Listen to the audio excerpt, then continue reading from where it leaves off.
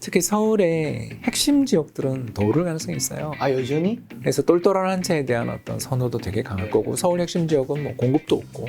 근데 이제 문제가 2기 신도시 지역들을 저는 좀 걱정을 많이 하고 있죠.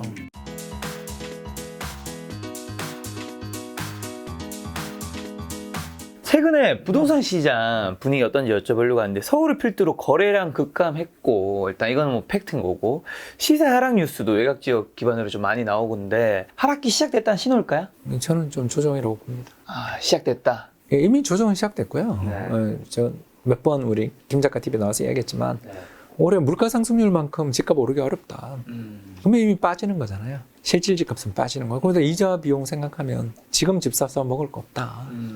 이게 저의 뷰잖아요. 올해는 좀 특히 서울의 핵심 지역들은 더 오를 가능성이 있어요. 아, 여전히? 왜 그러냐면 지금 믿을 땐 이거밖에 없다라는 생각을 가지신 분이 되게 많을 거예요.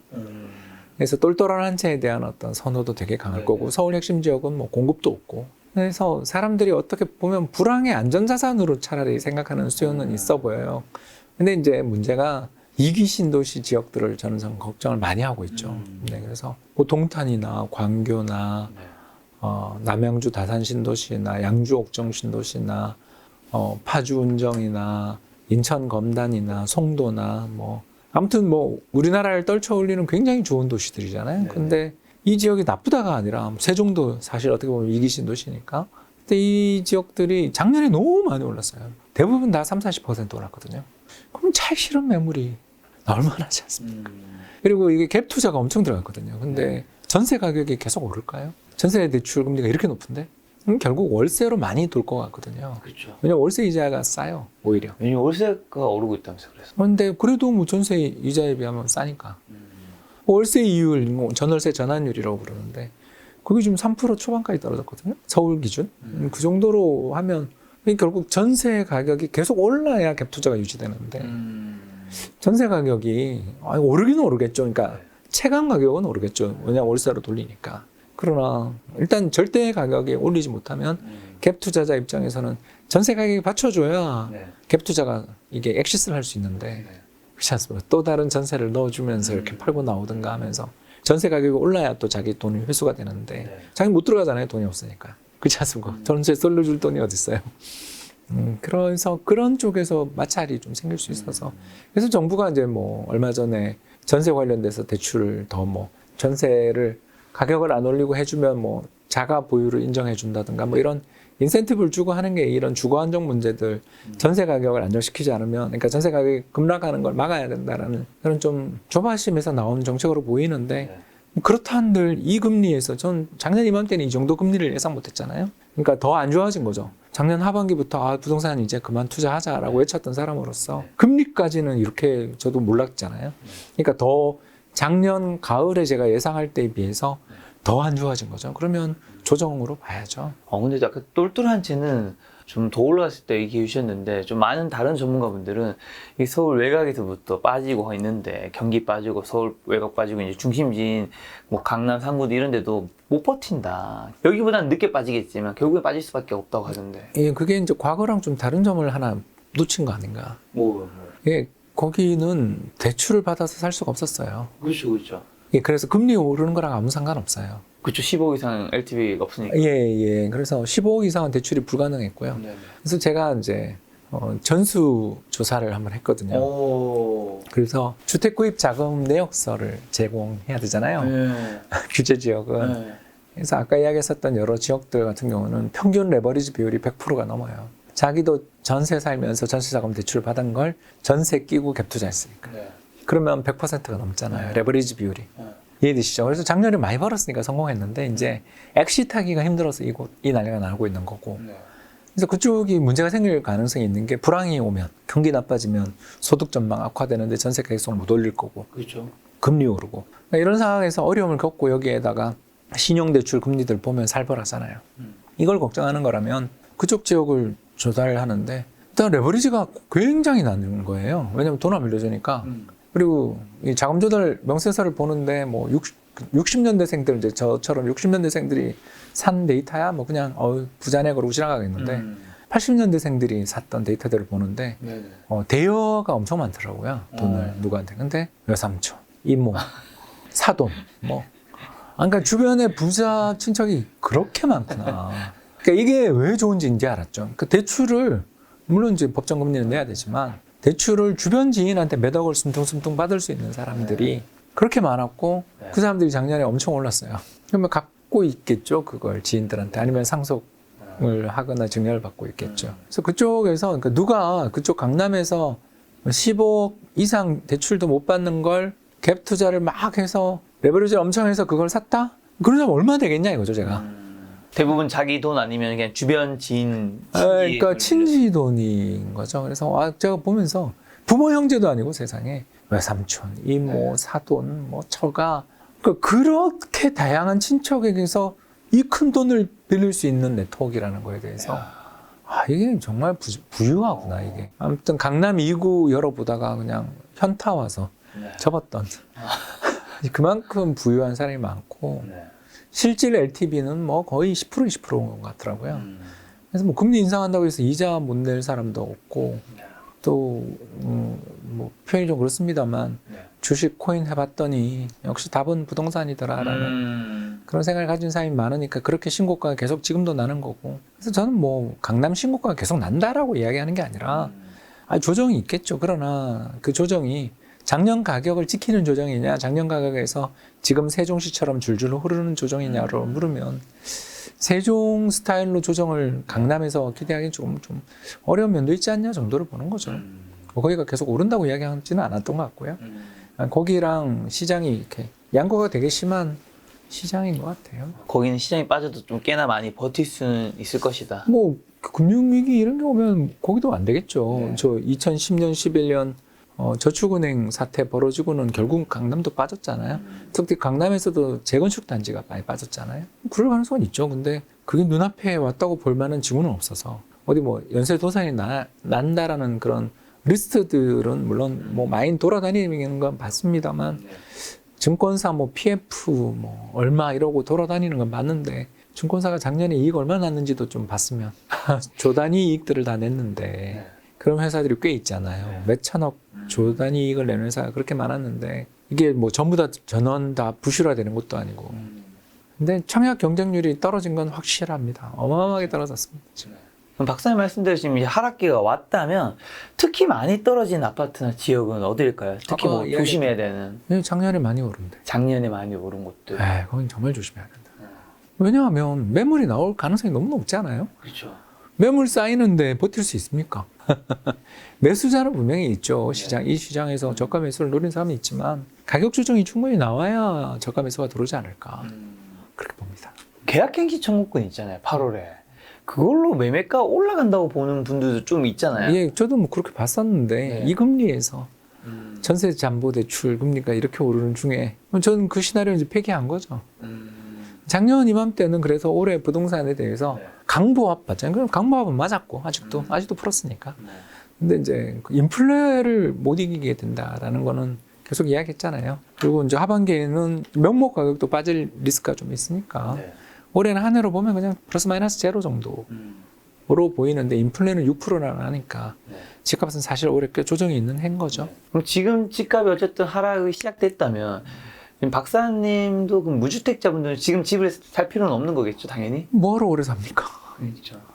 지금 또 하나 팁을 드리자면 경매 공부하십시오. 좀 찬스가 온 것 같은데요. 서울 아파트 기준으로 많이 보는데 낙찰가율이 90% 깨진 것 같은데요. 2019년 초 이후 처음이죠. 그러니까 작년 이맘때가 낙찰가율이 120%였어요. 그 10억 감정평가한 아파트가 12억에 낙찰됐다는 뜻이거든요.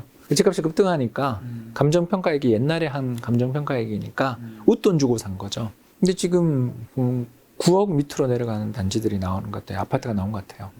이러면 꼭 시세대로 살 필요 없잖아요. 급매물을 사기 힘들다면, 급매물이 기다려도 안 나온다면 경매를 한번 노려보는 것도 점점 좋은 시기가 오지 않나 생각합니다. 그러면 이제 지금 살 필요 없고 뭐 싸게 나오는 금매라든가 경매 같은 거는 어느 정도 괜찮은 가격이 있다면 사도 되는 건데 이게 언젠가는 어쨌든 무주택자분들 집을 사긴 사야 되잖아요. 언제쯤 사면 좋을까? 이 하락기에서는 뭔가 지표가 있을까요? 내년 하반기죠. 내년 하반기요? 내년 하반기 뭐가 있는데? 경기가 또 좋아지면 집값도 또 후행적으로 오르니까 그러니까 지금 제가 제일 좋아하는 자산은 네. 채권, 그다음 주식이거든요. 채권은 뭐 이번 달에 많이 사고 있고요. 6월에 제가 주식을 엄청 샀으니까 지금은 채권이 굉장히 매력이 있다고 보고 네. 채권, 주식 다음으로 부동산인데 이게 순서거든요. 채권 가격이 막 오르기 시작하면 그다음 주식이 이제 좋아지는 거고 그다음에 이제 금리가 내리니까 그런 거죠. 그러면 금융장세가 나와서 주식이 좋아질 텐데 그 주식 좋아진 다음에 집값이 올라요. 2020년에도 그랬죠.